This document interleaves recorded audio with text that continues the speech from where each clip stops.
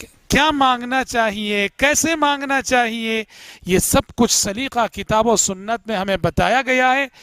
तो जब भी अल्लाह से हम मांगना चाहते हैं, दुआ के लिए हमारे हाथ उठते हैं, तो हमारे और आपके लिए अफजल और बेहतर ये है कि दुआ के वो मसनून कलिमात, वो मसनून अल्फाज जो किताबों सुन्नत में आए हैं, उन मसनून अल्फाज के साथ मांगे। उसमें होगा ये कि दुआ में हमसे गलती नहीं होगी।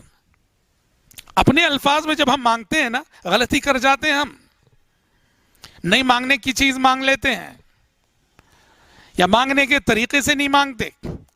इसलिए याद रखिए, प्यारे नबी से और किताबों सुन्नत में साबित शुदा जो दुआएं हैं, पूरी कोशिश करें कि वो दुआएं याद करें और उन्हीं सीगों के जरिए, उन्हीं जुमलों के जरिए, उन्हीं अल्फाज के जरिए से आप अपने रब से मुनाजात करें, मांगें और दुआ करें।